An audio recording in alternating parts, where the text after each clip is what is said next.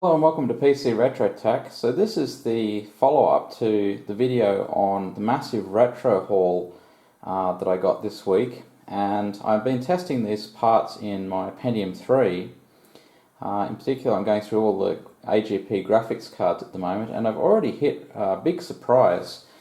So these are three MX400 cards, but their performance is really different.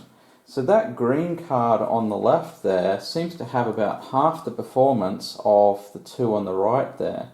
And I don't think this is just down to the AGP slot, so I actually have no idea why this one is so much slower.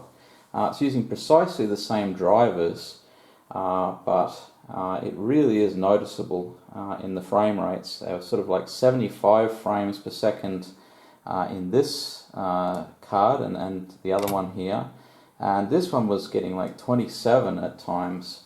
So this is really a surprise for the same card to have such different performance under exactly the same test conditions.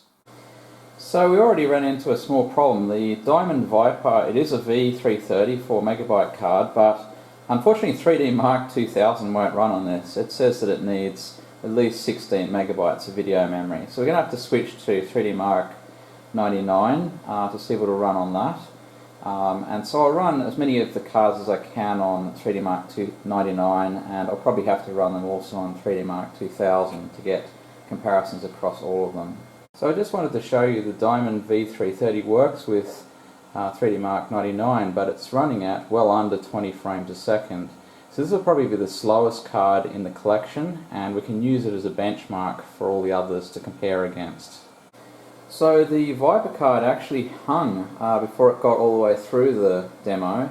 It's running extremely hot. You can feel it's like a furnace, and it's just hung at this screen. So I'm going to try and restart it and see if it will go, but I suspect this card is probably dead, or maybe the drivers have a problem. So I did manage to get the Viper V330 working, but you can see how slow it is on this machine. In fact, it's really unusable at high resolution. So although it works, it's not really an option for gaming on this kind of computer.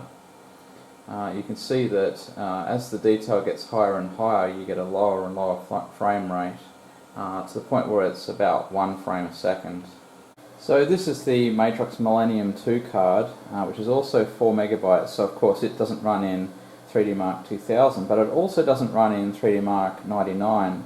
So this is the latest driver for Windows 98 that Matrox ever produced, and unfortunately it comes up with an error and just says in the Matrox driver itself that the DirectX version is too old, which of course is just not true here.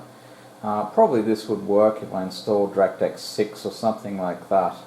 In fact, we have a much later DirectX here, but this is what happens when you run 3D Mark 99. So we'll call this card a failure. It wasn't unexpected. There's always problems, it seems, with the Matrox cards.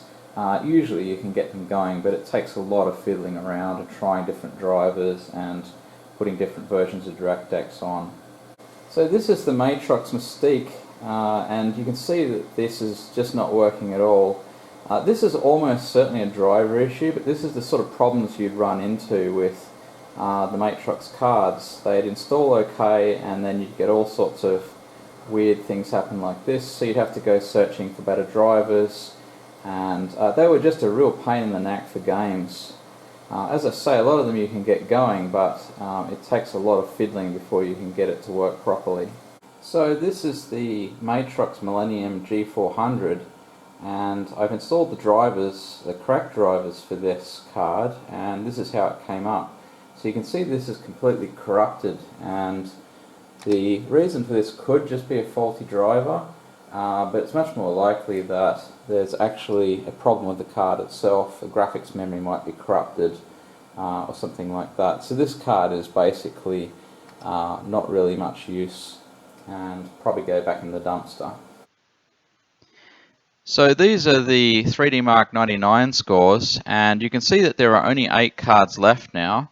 Of course, I excluded the card that blew up and the card that didn't work, and I've taken out all of the ones where the graphics were unusable because of driver issues. So that was all of the Matrox cards. And of course I couldn't include the 3DFX card because it won't run this demo, it's too early, and the PCIe cards are too late, they won't actually go in this machine because there's no PCIe slot. So there's only 8 left, and you can see that most of them have very similar scores.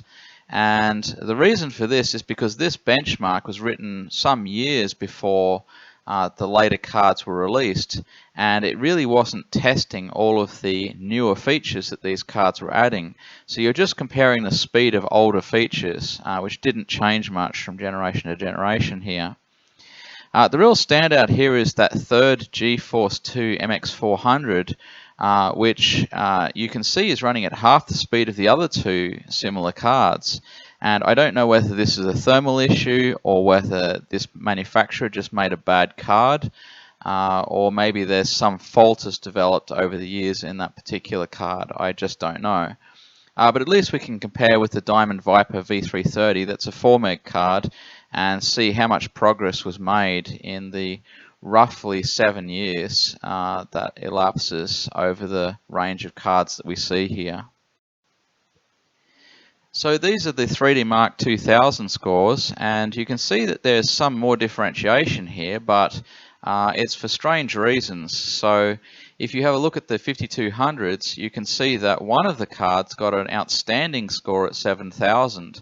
And at first I thought this was just some kind of mistake and went back and checked, but it really is that score. So I don't know whether the other three are having thermal issues, but we didn't see thermal issues with the 99 scores.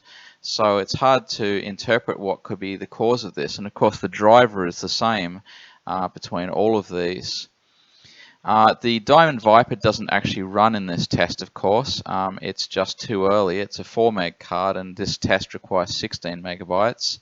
And we still see that third GeForce 2 MX400 running at, well under half the speed of the others here, so at least it's consistent. But yeah, it does show that if you buy cards from recycling, then you might get a real spread of results just out of the box, and you might have to do significant work to get really good performance from them, and you might just get unlucky and get a very slow card. So while I was looking into the FX5200 card, I noticed some reviewers said that there was a demo that came with it that only runs on this card and none of the previous cards.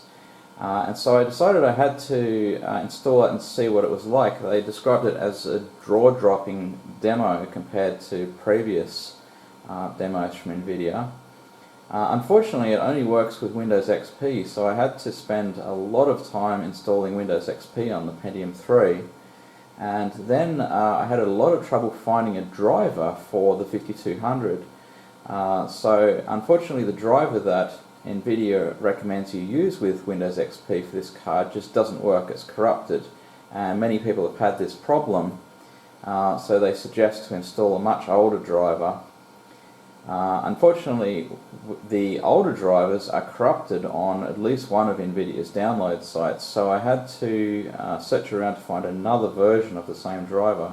So this was all very annoying, and I eventually did locate a driver that works, as you can see. So this is their Dawn demo, and I would say it's relatively realistic, especially for the day, but maybe not realistic compared with modern graphics features. Anyway, that's it for today, guys. Thanks very much for watching, and if you enjoyed the video, don't forget to give a like and subscribe to the channel if you haven't already. There's plenty more good stuff coming, and we'll see you in a future video. Bye.